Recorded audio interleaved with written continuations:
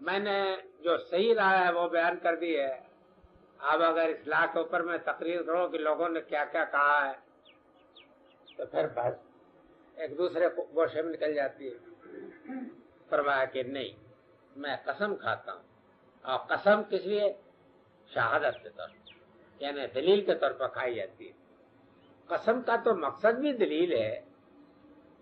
دلیل کے طور پر پیش کی گئی ہے کہ میں قسم کھاتا ہوں اس سرزمین. اس سرزمین سے ظاہر ہے کہ مکے کی سرزمین کے سوا اور کوئی مراد ہے اس کے.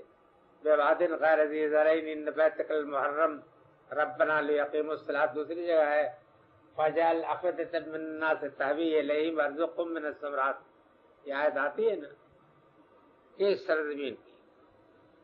وانت حل بہذا البلد، اور نادانوں کئی دور کی سرگزشت نہیں سنا رہا ہوں.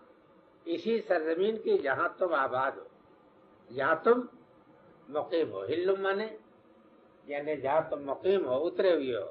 یہی سرزمین. مطلب یہ ہے کہ یہ روم و شام کا کئی حصہ نہیں ہے.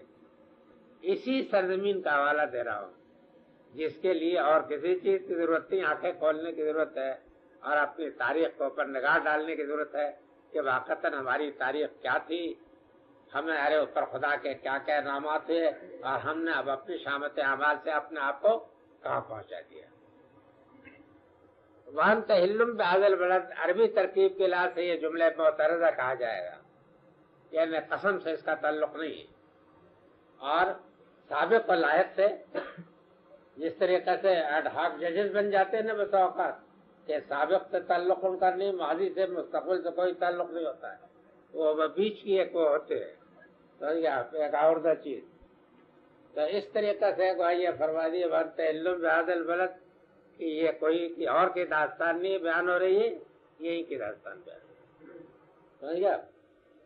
اس کو جملے سے تعلق نہیں ہوتا ہے، لیکن یہ آپ کو معلوم ہونا چاہیے کہ اس کو جملے سے تو کوئی تعلق نہیں ہوتا، لیکن جو بلاغت جملہ معترضہ میں ہوتی ہے وہ اصل میں نہیں ہوتی. جملہ معترضہ جو ہے وہ اصل بلاغت اسی میں ہوتی ہے، اس میں بڑی ادائیں ہوتی ہے. وانت حل بہذا البلد، اور یاد رکھو کہ تم یہی ہو، اس کے لیے کہیں دور جانے کی ضرورت. جیسے آپ کہیں کہ بابا یہ تو اسی گھر کا قصہ ہے جہاں تم ٹھہرے ہوئے ہو، اور جگہ نہیں. یہی کیا والدی وما ولد، اور میں شہادت میں پیش کرتا ہوں باپ کو اور اس کی ضروریت کو. یہ تو آپ کو معلوم ہے نا کہ نکرہ بعض اوقات تفخیم شان کے لیے بھی آتا ہے. تفخیم شان کے لیے تو اس کا ترجمہ کریں اگر کہ عظیم باپ اور عظیم ضروریت کی، تو یہ ترجمہ صحیح ہوگا. اب ظاہر ہے کہ نکرہ تفخیم شان کے لیے جب آئے گا تو پھر حضرت ابراہیم کے سوا اور کون مراد ہو سکتا ہے؟ حضرت ابراہیم سے تو کوئی بڑا نہیں. اور حضرت ابراہیم کے بعد وما ولد کے عموم میں ان کی ضروریت تمام. سمجھ گئے آپ؟ یعنی یہ چاہے وہ اوس ہوں یا خزرج ہوں یا قریش کی کوئی شاخ ہو، سب کے سب ان سب کو لے لیا کہ میں ان کو شہادت پیش کرتا ہوں. شہادت میں پیش کرنے کے بعد جس بات پر قسم کھائی ہے فرمایا کہ لقد خلقنا الانسان فی کبد، کہ ہم نے انسان کو بڑی مشقت میں پیدا کیا. ظاہر ہے کہ یہاں انسان سے کوئی اور انسان مراد نہیں بلکہ یہی قریش اور جن کا ذکر ہوا ہے. یہ اس طریقے سے غائب کا لفظ استعمال کر سکتے ہیں کہ جب کسی شخص کا ذکر آتا ہے اور اس کی ناشکری کا بیان کرنا چاہتے ہیں، بیان کرتے کرتے کرتے لیکن آدمی بھی عجیب جانور ہے. ظاہر ہے کہ یہاں جب آپ کہتے ہیں کہ آدمی بھی عجیب جانور ہے تو مراد اسی کو لیتے ہیں، لیکن غائب کے لفظ سے اس لیے کہتے ہیں کہ تاکہ آپ کے تفخیم کے وہ تاخیر کے مضمون میں زیادہ تلخی نہ پیدا ہو یا زیادہ بلاغت پیدا ہو جائے. یعنی انہی کو کہ یہ انسان کہ جو انسان آج اس تکافو میں مبتلا ہو گیا ہے، کلمہ پہ اس انسان کو اپنی تاریخ بھول گئی، اس وجہ سے اس کا حال یہ ہو گیا ہے کہ وہ نہیں جانتا، لیکن اس کو اگر یاد کرے تو اس کو معلوم ہوگا کہ بڑی مشقت میں پیدا ہوا تھا. کیوں؟ اس کی وجہ یہ ہے کہ وادی غیر ذی زرع تھی، یہ قرآن میں معلوم ہے. امن نہیں تھا اور اس کا کوئی ذریعہ بھی نہیں تھا. یہ تو حضرت ابراہیم نے جب دعا کی ہے نا کہ وارزقہم من الثمرات، سمجھ گیا آپ، تو ان کی دعا کے بعد یہ برکتیں ظاہر ہوئی ہیں. اشہرم کے اہتمام سے، بیت اللہ کے مرکز ہونے کی وجہ سے اور ان کی تجارت کی راہیں کھولنے کی وجہ سے اور امن کے قیام کے بعد جا کر یہ بولا. مطلب یہ ہے کہ ہم نے انسان کی ان کی تاریخ جو قریش کی ہے وہ تو یہ ہے کہ بڑی مشقت کی زندگی. حضرت اسماعیل کی زندگی بھی یہ ہے کہ بکریوں کی چروائی میں گزرتی تھی. تو حضرت ابراہیم نے دعا کی تھی کہ میں یہ چاہتا ہوں کہ ان کو شہری زندگی کا سکون حاصل ہو تاکہ یہ تیرے گھر کی خدمت کر سکے اور عبادت کر سکے اطمینان سے. تو اللہ تعالیٰ نے ان کی یہ دعا قبول فرمائی.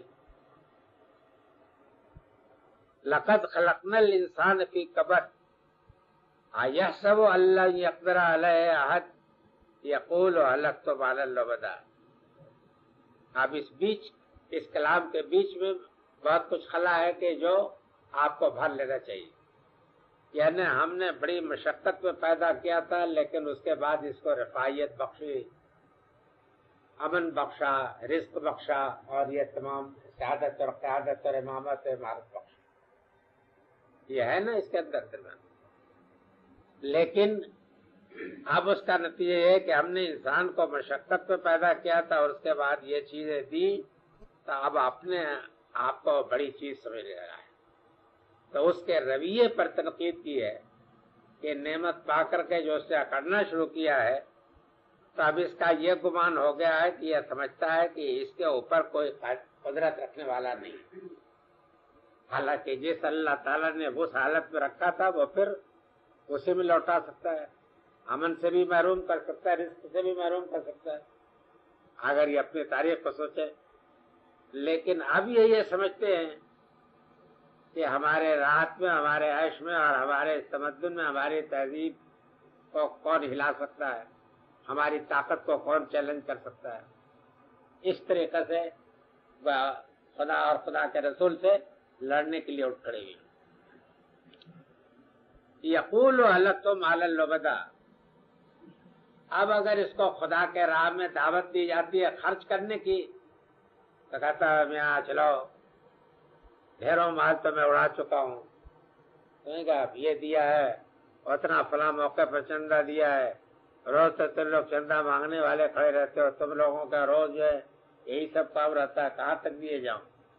یعنی اب یہ کہتا ہے بخالت کے اوپر تبصرہ جو ہے پچھلی سورہ میں بھی ہے، اس سورہ میں خاص طریقے پر اس پہلو سے ہے کہ یہ لوگ اگر غور کرتے تو ان کو معلوم ہوتا ہے کہ سب کچھ اللہ ہی کا دیا ہوا ہے اور پیغمبر اگر ان کو انفاق کی دعوت دے رہے ہیں تو یہ دعوت در حقیقت اس حق کی دعوت ہے کہ جو اس نعمت کے ملنے کے بعد ان کے اوپر عائد ہوتا ہے. لیکن اگر یہ دعوت دی جاتی ہے تو اس دعوت کا جواب یہ دیتے ہیں کہ بیا کہاں تک، سمجھ گئے آپ، یہ تو روز ہی جھگڑے لگے رہیں گے، کون ہے جو نہیں حاجت مند کہ اس کی حاجت روا کرے، کوئی کہاں تک کیے جائے. یہ کہ یقول هلکت مالا لبدا، کہتا یہ کہ ڈھیروں مال تو اڑا چکا ہوں. ایحسب ان لم یرہ احد، کیا اس کا گمان یہ ہے کہ کوئی دیکھ نہیں رہا ہے. یعنی یہ شیخی بگارتا ہے، کیا اس کو یہ معلوم نہیں ہے کہ اللہ بیا کو خبر نہیں ہے کہ اس کا حال کیا ہے، اس کی خصلت کا اور اس کی بخالت کا. یہاں وہ تمام صورتیں یاد کر لیجئے کہ جو بیت اللہ کے خاص طریقے پر متولیوں کا، یہ آپ کو معلوم ہے کہ اس زمانے میں بیت اللہ کے مالیات کا سرقابض ہے ابو لہب. رفادہ جو اس کا شعبہ تھا مالیات کا، جہاں وہ عطیے وغیرہ جمع ہوتے تھے ان تمام پر وہ قابض تھا اور وہ نہایت وکیل آدمی بھی تھا اور تمام چیزوں پر اس نے وہ قبضہ اپنا ذاتی جما لیا. ویسے بھی بنی ہاشم کی مہانتی تھی ان کی وہ بیت المال پر، وہ تمام کا اپنے آپ کو ہی سمجھتے تھے مصرف. لیکن یہ کہ خاص طریقے پر ابو لہب کے زمانے میں تو وہ نہایت ہی بخیل، اور بخیل کی صفت یہ بھی ہوتی ہے کہ وہ یہ چاہتا ہے کہ دوسرے بھی بخیل بنے رہیں۔ اس کی وجہ ہے کہ دوسرے اگر بخیل نہ بنے رہیں تو اس کی مخالف کا بھاڑا پھوٹتا ہے، راز دریا کھلتا ہے۔ اس لیے وہ چاہتا ہے کہ وہ خود بھی مارے گنج بنا بیٹھا رہے اور دوسرے بھی کچھ نہ دے دلائے۔ تو اب اگر ان کو انفاق فی سبیل اللہ کی دعوت دی جاتی ہے تو اس کا جواب وہ یہ دیتے ہیں، اور اپنے وہ دن بھول گئے کہ جبکہ یہ کوڑی کوڑی کو محتاج تھے یہاں اس سرزمین میں، اور انہیں یاد نہیں رہا کہ یہ سب کچھ اللہ کا انعام ہے، یہ جو ملا ہے۔ لیکن اب وہ یہ کہتے ہیں علم نجعل له عینین ولسانا وشفتین وہدیناہ النجدین، کیا ہم نے ان کو دعا کہنی دی کہ وہ حالات کو بچشم خود دیکھتے، اپنے ماضی کو دیکھتے، اپنے حاضر کو دیکھتے، لوگوں کے حالات کو دیکھتے، غریبوں کو دیکھتے، مسکینوں کو دیکھتے، مصیبتوں کو دیکھتے، تمام چیزوں پر نگاہ ڈالے۔ یہ آنکھیں جو اللہ تعالیٰ نے دی ہے وہ اسی لیے دی ہے کہ ان تمام چیزوں کے اوپر آدمی نظر ڈالے اور اس سے جو عبرت حاصل کرنی چاہیے وہ عبرت حاصل کرے۔ اگر یہ آنکھ یہ کام نہ کرے تو ایک گڑھا ہے، اس گڑھے کو بھر دیا جانا چاہیے۔ اسی لیے اللہ بھی نے کہا کہ جن لوگوں کی آنکھیں ان چیزوں کو نہیں دیکھتی، یہ مستحق اس بات کے کہ پھر ان کے یہ گڑھے سپاٹ کر دیے جائیں، بندی کر دیے جائیں، اس لیے کہ جب یہ ان سے وہ فائدہ نہیں اٹھاتے تو آخر ان کے ہونے اور نہ ہونے کا کیا فائدہ ہوا۔ آنکھ سے اگر کوئی شخص دیکھتا ہے تو اس سے عبرت ہونی چاہیے، اور پھر اس کے بعد وَلِسَانًا وَشَفَتَيْنِ، سمجھ گیا آپ؟ کیا انسان یہ نہیں دیکھتا کہ اس کو ہم نے ایک ہونٹ، ایک زبان بھی دی ہے اور دو ہونٹ بھی دی ہے۔ اس میں ایک پہلو تو یہ ہے کہ انسان جب آنکھ سے دیکھتا ہے اس سے جو صحیح تاثر لیتا ہے تو اپنے اس صحیح تاثر کو خود بھی قبول کرنا چاہیے اور دوسروں کو بھی۔ پچھلی سورہ میں وَلَا تَحَاضُونَ عَلَىٰ طَعَامِ الْمِسْكِينِ آیا نا، وہاں یاد کر لیجئے۔